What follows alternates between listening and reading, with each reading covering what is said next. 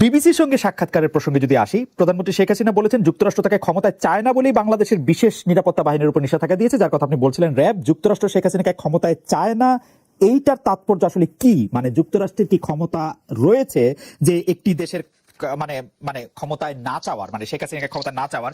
যেখানে মানে প্রশ্নটি আসছে হচ্ছে এই জায়গা থেকে, শেখ হাসিনা পার্লামেন্টে বলেছেন যুক্তরাষ্ট্রের ক্ষমতা রয়েছে যে কোনো দেশের ক্ষমতা উল্টে পাল্টে দেওয়ার। আমাদের প্রশ্নটা আমরা এইভাবে করতে পারি যে তাহলে কি শেখ হাসিনা এতদিন ক্ষমতায় আছেন কারণ হচ্ছে যুক্তরাষ্ট্র চেয়েছিল শেখ হাসিনাকে ক্ষমতায় দেখতে? আমার মনে হয় ওনার উত্তরটাকে আপনারা আউট অফ কনটেক্সট দিচ্ছেন। বিবিসিতে ওনাকে বারবার জিজ্ঞাসা করা হইলো কেন তোমাকে স্যাংশন দিয়েছে, কেন তোমাকে স্যাংশন দিয়েছে, সেটাতে উনি উত্তর বলেছেন তখন তারা হয়তোবা তারা আমাকে চায় না তার জন্য স্যাংশন দিয়েছে। তো আই ডোন্ট থিঙ্ক এই কথাটাতে এটা। আপনি আমাকে বলেন এই কথাটা কি অর্থ? সালমান ভাই আপনি বলেন এই কথাটা কি অর্থ আমাকে, যে আমেরিকা চায় না মনে হয়তো মনে আমাকে ক্ষমতায় দেখতে, এই কথা কি অর্থ? তুমি স্যাংশন দিয়েছে। আমাদের কথাটা হচ্ছে যে র্যাব হলো আমেরিকাই, তারাই এটাকে ক্রিয়েট করেছে, সৃষ্টি, এটা ওদের সৃষ্টি, তারা ট্রেনিং দিয়েছে, তারা ইকুইপমেন্ট সাপ্লাই করেছে এবং তারাই আবার ওদেরকে স্যাংশন দিল। সো এটা আমাদের যখন র্যাবকে স্যাংশন দেওয়া হয়েছিল আমরা ডেফিনেটলি আমরা কিন্তু এক্সপেক্ট করি না এটা তারা করবে। তো ওর জন্যই মাননীয় প্রধানমন্ত্রী কিন্তু র্যাবকে আমেরিকা ট্রেনিং দিতে হেল্প করছে, সৃষ্টি করছে, এইটা একটু মানে মানে এইটা যুক্তির ধোপে বড় যুক্তি হয়? যেমন সালমান ভাই, আমি আপনার সঙ্গে কাজ করছি, তার মানে কি এইটা দাঁড়ায় যে আমি মানে আপনাকে কি প্রশ্ন করবো না করবো সেটা আমাকে মানে আপনি বলে দিবেন বা আপনি আপনার দিকে আমার তাকায় থাকতে হবে? ব্যাপারটা কি এরকম? র্যাব আমেরিকা সৃষ্টি করছে, তো আমেরিকা বলতেই পারে যে র্যাব এই কাজ ভালো করে না, খারাপ করছে, এটাতে কি সমস্যা আমি বুঝি না। কিন্তু ওখানে সমস্যা নাই, সমস্যাটা হচ্ছে যে ট্রেনিং তো তারা দিয়েছে। আমাদের যেটা বক্তব্য হচ্ছে তোমরাই তো ওদেরকে ট্রেন করলা, তো তারা যদি আজকে এমন কোন কাজ করেছে যেটা তোমার পছন্দ হচ্ছে না, আমাদের বক্তব্যটা হচ্ছে তো তাহলে তোমরাই যাকে ট্রেন করছো তোমরাই তো শিখাই দিছো ওকে কি করতে না করতে, মানে ওরা শিখাই দিছে ওকে কেমনে মারতে হবে সেটা। এক্স্যাক্টলি, ট্রেনিং ওরাই দিছে। আপনাকে শুনেন, না ভেরি ইম্পর্টেন্ট পয়েন্ট খালেদ, আপনি যদি মনে রাখেন when was RAB created? RAB কখন ক্রিয়েট করা হয়েছে? 2004, রাইট, 2004 এ আপনার না তখন অপারেশন ক্লিন আর্ট মনে আছে আপনার? মনে আছে, রাইট, মনে আছে। তাহলে তো that was done with the support of the Americans. Okay, America এমন হইতে পারে না যে আমেরিকা এখন ভালো হয়ে গেছে, ওই সময় সাপোর্ট করছে, ওই সময় দরকার ছিল, এখন র্যাবকে আসলে পলিটিক্যালি ব্যবহার করা হচ্ছে? না, আমরা তো মনে করি আমেরিকা খুবই ভালো আছে, আমরা কিন্তু কোনো সময় মনে করি না আমেরিকা খারাপ আছে। আমাদের আমেরিকার সাথে খুব ভালো সম্পর্ক আছে এবং এই সম্পর্ক ভালোই থাকবে, এটা নিয়ে কিন্তু কোনো সমস্যা নাই। আচ্ছা, আপনাকে একটু আমি শোনাইতে চাই যে আপনি আসবেন এবং আমরা দর্শকদের কাছে জানতেও চেয়েছিলাম যে বাংলাদেশের প্রধানমন্ত্রী শেখ হাসিনা বলেছেন যুক্তরাষ্ট্র হয়তো তাকে ক্ষমতায় চায় না বলেই বাংলাদেশের বিশেষ নিরাপত্তা বাহিনীর উপর নিষেধাজ্ঞা দিয়েছে। আপনারও কি তাই মনে হয় কিনা? শতকরা 60% দর্শক মনে করেন যে হ্যাঁ তাই মনে হয়, শতকরা 40% দর্শক মনে করেন যে না তা মনে হয় না। 79,000 দর্শক ভোট দিয়েছেন, it's a big number for social media, এবং তারা বলেছেন যে 79,000 দর্শক। আমরা একটু আমি কিন্তু সারপ্রাইজ, আপনার সার্ভে গুলি তো নরমালি 99% হয়, আজকে 60-40 হয়েছে, এটা আমার কাছে একটু সারপ্রাইজিং মনে হচ্ছে। 91% হয় না, বাট মানে ক্লিয়ার মেজরিটি থাকে আর কি, সরকার এগেইনস্টে যেটা যায় সেখানে বেশি থাকে ডেফিনেটলি। আমি একটু ব্যাংক পরিস্থিতির মধ্যে আসি, যে আমরা যদি একটা ঘটনার দিকে তাকাই, 2022 সালে ইসলামী ব্যাংক যখন বিপদে পড়ে তখন নানা ধরনের রিপোর্ট সেখানে আসতে থাকে। সেইখানে আমরা একটা জিনিস দেখছিলাম যে 2020 সালের ঋণ পরিস্থিতির উপর ভিত্তি করে 2021 সালের অক্টোবরে কেন্দ্রীয় ব্যাংকের একটি বিভাগের প্রণীত প্রতিবেদনে উদ্বেগ প্রকাশের কথা তখন সামনে আসছিল। তখন বলা হয়েছিল যে 4 জন বড় ব্যবসায়ী জনতা ব্যাংক ও ইসলামী ব্যাংক থেকে 21,063,58,00,000 টাকা ঋণ নিয়েছেন। এসব ঋণ সময় মতো ফেরত না হলে আমানতকারীরা সংকটে পড়তে পারেন। এর মধ্যে নাম ছিল হচ্ছে এস আলম গ্রুপের চেয়ারম্যান মোহাম্মদ সাইফুল আলম ও তার পরিবারের 4 জন, এক্সিম গ্রুপের চেয়ারম্যান নজরুল ইসলাম মজুমদার ও তার স্ত্রীর নাম, আইএফএসি গ্রুপের চেয়ারম্যান ভাইস চেয়ারম্যান জনাব সালমান এফ রহমান এবং এসবিএসি ব্যাংকের চেয়ারম্যান জনাব আব্দুল কাদের মোল্লার নাম। এখানে আসলে বলা হয়েছিল যে বাংলাদেশ ব্যাংকের অনুমতিক্রমে ওই ব্যাংক একক সীমায় কত টাকা ঋণ দেওয়া যেতে পারবে সেটা আসলে তারা ক্রস করে লোন দিয়েছিল, এবং তার ফলে ব্যাংকগুলির অবস্থা খারাপ হয়েছিল, ভালো হয়েছিল। এই সম্পর্কে আপনার একটু মতামত শুনতে চাই আমি। না, সেটা বাংলাদেশ ব্যাংক তো তার সবসময় যখন তারা ইন্সপেকশন করে, তারা তো ওদের যা কাজই আছে অ্যাজ এ রেগুলেটর, যে এই জিনিসটার উপরে একটু লক্ষ্য রাখা, যে আপনার কনসেন্ট্রেশন, এটা শুধু বাংলাদেশ ব্যাংক কেন, এটা সব জায়গায় সব দেশেই আছে, যেটা বলা হয় concentration of loan to one party. তার জন্য আপনার সিঙ্গেল পার্টি এক্সপোজার লিমিট গুলি আছে, এবং ওই সময় বাংলাদেশ ব্যাংক যদি তার রিপোর্টে they may have found this and that is why they published it, এটা and correctly তারা জনতা ব্যাংক ম্যানেজমেন্ট কে বলেছে দিস ইজ তোমরা ডেফিনেটলি, ওরা বলে নাই যে এরা কেউ ঋণ ফেরত দিচ্ছে না, তারা বলেছে কারেক্টলি দ্যাট যদি এরা ঋণ ফেরত না দিতে পারে তাহলে তোমার ব্যাংকটা কিন্তু বিপদে পড়ে যেতে পারে, যেহেতু কনসেন্ট্রেশন হচ্ছে। তো সেটা টাইমলি তারা ব্যাংক ম্যানেজমেন্টকে জানাইছে যে তোমরা এটাকে এটার সমস্যাটাই তোমরা কেয়ারফুল হও, সতর্ক হয়ে যাও, আর ভবিষ্যতে যেন এই ঋণটার কনসেন্ট্রেশন তোমরা কমাইতে পারো। তো এটা কিন্তু একটা স্বাভাবিক, আই ডোন্ট থিঙ্ক এটা নিয়ে কিন্তু this is the regulators proper job which they have been doing. Okay, আমি এইটার একটু সাপ্লিমেন্টারি প্রশ্ন করতে চাই যে ইসলামী ব্যাংক মানে একটা বিপদে পড়ছে এবং বলা হয় যে ইসলামী ব্যাংকে আসলে সরকার এবং সরকার সংশ্লিষ্ট যারা লোকজন আছে তারা এটার মধ্যে ঢোকার পরই আসলে ইসলামী ব্যাংকের মানে যেটাকে বলে হচ্ছে ডাউন গ্রেডেশন শুরু। এবং ইসলামী ব্যাংক আসলে বারবার একটি গ্রুপের নাম আসছে, এস আলম গ্রুপ সহ আরো কয়েকটি কারণে, বিশেষ করে এস আলম গ্রুপের কারণে আসলে ইসলামী ব্যাংকের একটা খারাপ অবস্থা তৈরি হয়েছে। আপনি কি একটু মন্তব্য করবেন ইসলামী ব্যাংক নিয়ে?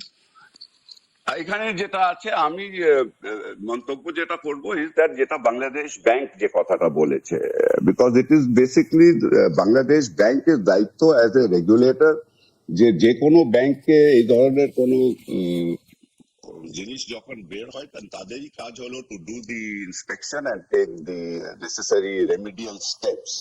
তো ইসলামিক ব্যাংকের ব্যাপারে আপনারা জানেন বাংলাদেশ ব্যাংক পাবলিকলি বলেছে যে তারা দেখেছে যেখানে যেখানে তারা ইররেগুলারিটি পেয়েছে, তারা ব্যাংকের কর্তৃপক্ষকে বলেছে তাকে তোমরা ঠিক করো, সলভ করো।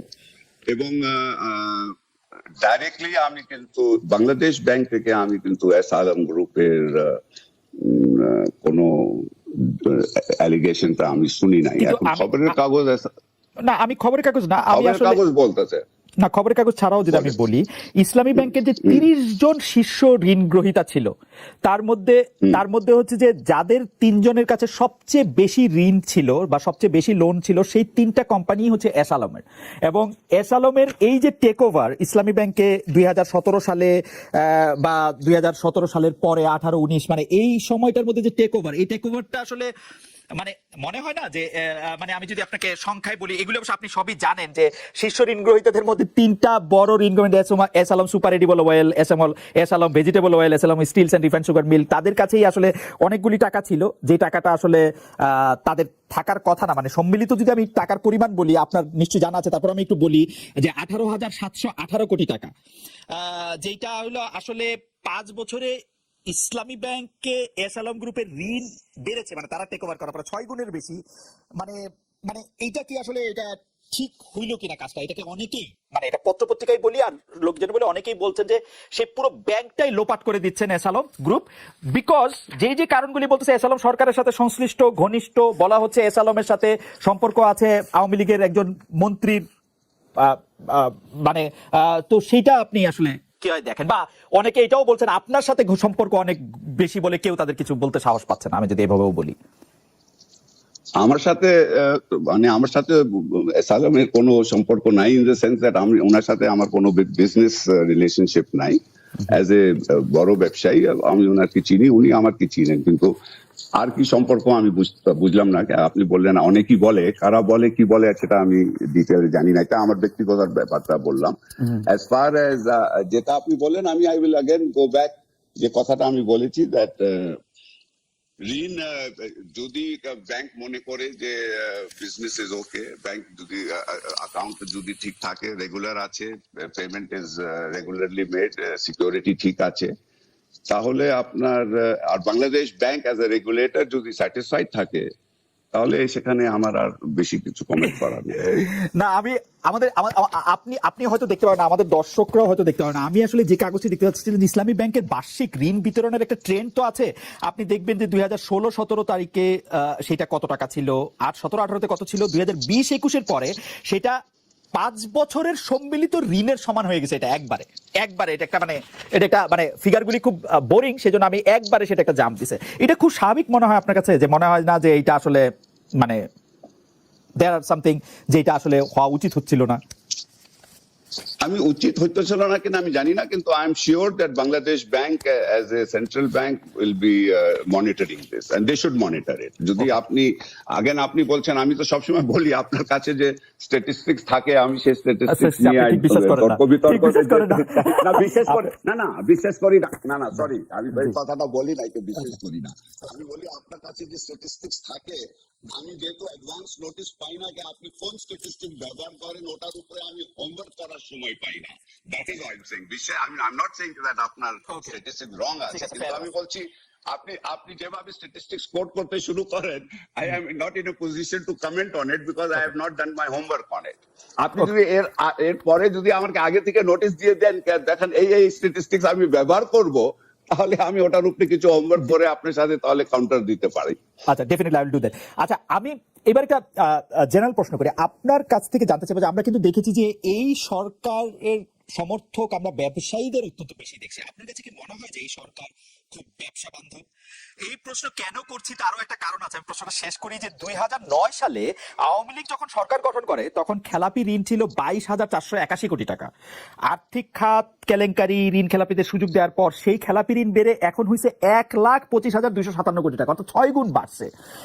একটা ব্যবসা বান্ধব সরকারের কি এরকম হওয়ার কথা? যে মানে বোঝাই যাচ্ছে যে ব্যবসায়ীরা আসলে খুব ভালো অবস্থায় হয়তো নাই। জনাব সালমান আফরমান, আমাকে আপনি বলেন দ্যাট আপনি যে বলছেন স্ট্যাটিস্টিক্স যে বললেন যে আপনার ঋণ খেলাপি বাড়ছে 6 গুণ, তো আপনি প্লিজ আমাকে বলেন অ্যাডভান্সেস, টোটাল ব্যাংক অ্যাডভান্সেস কয় গুণ বাড়ছে? ব্যাংক অ্যাডভান্স 2009 থেকে এখন আপনার how much has the total advances gone up? অ্যাডভান্সেসও বাড়ছে। What is the size of অ্যাডভান্সেসও বাড়ছে। কত বাড়ছে? 4 গুণের মতো বাড়ছে। তাহলে আপনি তো জাস্ট সেইং কে 1 গুণ থেকে 6 গুণ বাড়লে তো হবে না। আমার 2009 সালে আমার জিডিপি সাইজ ছিল $96 billion. Today my GDP size হলো $460 বিলিয়ন। আমার বাজেট সাইজ কত বেড়েছে? আর আপনি বলছেন ব্যবসায়ীরা খুশি আছে। 100% ব্যবসায়ীরা খুশি আছে, বিকজ মাননীয় প্রধানমন্ত্রী সবকিছু, কিন্তু আজকে আমাদের অর্থনীতির মূল চালিকা শক্তিটা হলো বেসরকারি খাত, এবং আজকে মাননীয় প্রধানমন্ত্রী যে জিনিসটা করেছেন, উনি বেসরকারি খাতের জন্য অনুকূল পরিবেশ তৈরি করেছেন। আপনার যেখানে আপনি তো জানেন 1996 there was one television station, আজকে কয়টা টেলিভিশন স্টেশন আছে বাংলাদেশে? আপনার প্রাইভেট এয়ারলাইন কয়টা আছে? আপনার পাওয়ার জেনারেশন কয়টা প্রাইভেট আপনার আছে? আপনার ব্যাংকগুলি প্রাইভেট কত হয়েছে? ইন্স্যুরেন্স কোম্পানি কতগুলি প্রাইভেট হয়েছে?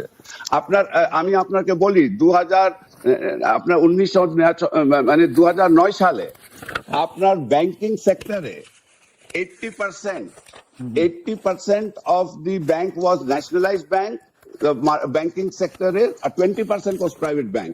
আজকে এটা টোটালি উল্টা হয়ে গেছে। তো আপনার কি আপনি বলতেছেন যে ব্যবসায়ীরা ডেফিনেটলি, আর আপনি যেভাবে কথাটা বললেন, আপনি মানে আপনি ইমপ্লাই করতে চাচ্ছেন ব্যবসায়ীরা খুশি আছে বিকজ আমরা এখানে ঋণ খেলাপি বাড়ছে, তার জন্য ব্যবসায়ীরা খুব খুশি আছে। ব্যবসায়ীরা খুব খুশি আছে বিকজ তারা গ্রামীণ টেলিকমের যে আয়, মানে অর্থাৎ 34% ফ্রম গ্রামীণ ফোন, তো সেটা বিভিন্ন সামাজিক ব্যবসার ক্ষেত্রে আপনি এটি ব্যবহার করছেন। আমাদের আরেকটি প্রশ্ন এরকম আসে যে এই যে সামাজিক ব্যবসা আপনি কোনটা শুরু করছেন বা কিভাবে শুরু করছেন বা কোনটা চালু করছেন, কোনটা চালু রাখছেন, সেই সিদ্ধান্ত নেয়ার প্রক্রিয়াটা সম্পর্কে আমাদের বলবেন। কেউ কেউ বলে থাকেন যে ডক্টর মোহাম্মদ ইউনূস একজন ভিশনারি, একজন স্বপ্নিক, তিনি যেভাবে চান সেভাবেই সেটি হয়ে থাকে। আসলে অন্য কারো খুব বেশি কিছু বলার বা কোয়ার থাকে না, বা প্রক্রিয়া বা যেটি আমরা বলি। এরকম মানুষ কি শুধু আমাকেই দেখছেন, আর দেশে আরো এরকম মানুষ আছে যারা যে কথা বলে সেটাই হয়, সেটা মেনে নেয়? না, আপনার ক্ষেত্রে এটা হয় কিনা এটা তো সেটা আমরা, এটা তো আপনার ভিন্ন ক্ষেত্রে জিনিস। সেটা হয় না। আপনার ক্ষেত্রে সেটা হয় হতে কিনা পারে, যে হতে মানে পারে। আমার ক্ষেত্রে যদি এটা কনভিন্সিং মনে হয়, বোর্ড যদি সেটা গ্রহণ করে, এটা জি, বোর্ডের সিদ্ধান্ত। আমি যত আচ্ছা, কথাই বলি না কেন, শেষ পর্যন্ত এটা মিনিটসে রাখা হবে যে এটা বোর্ডের সিদ্ধান্ত। ওকে। যে বোর্ড সিদ্ধান্ত নিয়েছে বলে এটা গ্রহণ করা। এটা এই কার কার গলার জোর বেশি, কার ক্ষমতার জোর বেশি, কার চিন্তার জোর বেশি, এগুলো ভিন্ন জিনিস। এগুলো আইনে দেখে না, আইন দেখে যে বোর্ডের সিদ্ধান্ত কেনা। এই আপনার সামাজিক ব্যবসার যে মডেল, যেটার কিছুটা ইন্ট্রোডাকশন আপনি আমাদের দিলেন, সেটা সারা পৃথিবীতে অনেক জনপ্রিয় হয়েছে। অনেক জায়গাতেই আমি এটা নিয়ে অনেক ধরনের আলোচনা শুনি, কি ইউনিভার্সিটিতে, কি রাজনৈতিক অঙ্গনে। আপনি যে সামাজিক ব্যবসাগুলির সাথে ওতপ্রোতভাবে নিজেকে এখনো জড়িয়ে রাখছেন, আমাদের দর্শকরা অনেকে জানেন যে ডক্টর মোহাম্মদ ইউনূস আসলে এখন মানে বয়সটা বলা কিরকম, তারপরেও বলি যে তিনি আসলে 80 পেরিয়ে আসছেন, এখনো তিনি অনেক তরুণ, অনেক উদ্যমী, এবং যে ব্যবসাগুলি তিনি করছেন আমাদের জানার আগ্রহ হচ্ছে সেই ব্যবসাগুলি কেমন করছে। মানে আপনি যেভাবে চিন্তা করছিলেন মুনাফার দিকে বা উদ্যোগ হিসাবে সবার কল্যাণের দিকে, সেটা আপনি কতটা নিজেকে স্যাটিসফাইড মনে করেন? এই ব্যবসাগুলি কিরকম করছে? আমি খুব উৎসাহিত বোধ করি যে এটা সারা দুনিয়া থেকে যে প্রবল সাড়া পাচ্ছি এটার জন্য, বিভিন্ন দিকে এটা আসছে। আজকে বাংলাদেশ হলো এটার কেন্দ্রভূমি, সবাই তাকিয়ে থাকে আমরা কি বলছি, কিভাবে করছি, আমাদের কথা, আমাদের কাজ অনুসরণ করে। এটা পৃথিবীর সমস্ত দেশ এটাকে অত্যন্ত সম্মানের চোখে দেখে। এই যে বলা হয় যে উনি অনেক সম্মানী, ওনার হয়তো বড় রকমের একটা গ্রুপ আছে যাতে প্রমোট করার জন্য, ওনার পরিচিতি বাড়ানোর জন্য। এটা আমার পরিচিতি বাড়ানোর জন্য কোনো প্রতিষ্ঠান নিয়োজিত নাই, কনসালটেন্সি ফার্ম নিয়োজিত নাই। আমার এটা হলো যে কথাটা বলি সেটা মনে লাগে, মনে দাগ কাটে। যেমন একটা উদাহরণ দিই, মাঝখানে একটা কথা শুরু করলাম, এটা খুব ইন্টারেস্টিং, যে বললাম যে এই যে আমাদের স্পোর্টস, খেলাধুলা, এটার একটা প্রচন্ড রকমের সামাজিক শক্তি আছে যেটা আমরা অবহেলা করি, এবং কথাটা হচ্ছে বাংলাদেশকে কেন্দ্র করে। আমি বলি যে বাংলাদেশে যখন আমাদের ফুটবল কাপ, ওয়ার্ল্ড কাপ হয়, বাংলাদেশের গ্রামে গঞ্জে শহরে বাড়িতে নানা দেশের পতাকা ওড়ে। আমার কাছে মজা লাগে, এত দেশের পতাকা ওড়ে, গ্রামে যারা চিনে না জানে না এরকম দেশের পতাকা ওড়ে। শুধু তাই নয়, তার একটা নিজস্ব ফেভারিট ক্লাব আছে যে ক্লাবের জন্য সে জান দিয়ে দিতে চায়, একেবারে উদ্বিগ্ন থাকে কি হচ্ছে না হচ্ছে, জিতলে কিরকম জয় জয়কার হয়ে যায়, আর হারলে কিরকম কান্নাকাটির রোল পড়ে যায়। আমরা যে এটা কেন হয়, যে লোককে চেনে না, সে কোথায় ব্রাজিল, কোথায় আর্জেন্টিনা, নাম শোনে নেই কোনোদিন, কিন্তু তার জন্য জান পড়া। আমরা যেতে হলো তার একটা মস্ত বড় শক্তি, এই যে আকর্ষণ করতে পারে, মানুষ আকর্ষণ করতে পারে। কিন্তু এই শক্তিটা আমরা বাণিজ্যিক ব্যবহার করি, মুনাফার কাজে ব্যবহার করি, এন্টারটেইনমেন্টের ব্যবহার করি, কিন্তু সামাজিক কাজে ব্যবহার করি না। এই কথা বলতে আরম্ভ করলাম, অনেকে শুনতে আরম্ভ করলো। তা আমাকে প্রথম রিও অলিম্পিকে দাওয়াত করা হলো এই বিষয়ে, অলিম্পিক কমিটিকে বলার জন্য, যে যেহেতু লেখালেখি হচ্ছে, পত্রপত্রিকায় বিষয়টা আসছে। তা আমি গেলাম, বললাম, অনেকে পছন্দ করলো বিষয়টা, যে তারা কোনদিন চিন্তা করে না যে স্পোর্টস দিয়ে একটা সামাজিক শক্তি দাঁড় করতে পারে, সামাজিক ব্যবসা সৃষ্টি হতে পারে। তখন ফ্রান্স থেকে আমাকে আলাদা করে দাওয়াত করলো, সেদিকে এখানে রিওতেই, ওখানে এন হিদালগো, প্যারিসের মেয়র, আরো বিশদভাবে জানার জন্য দীর্ঘ আলাপ হলো তার স্পোর্টসম্যানদের নিয়ে। পরবর্তীতে আবার সেটা আমাকে প্যারিসে আমন্ত্রণ করলো আরো বহু বৃহত্তর জনসাধারণের জন্য।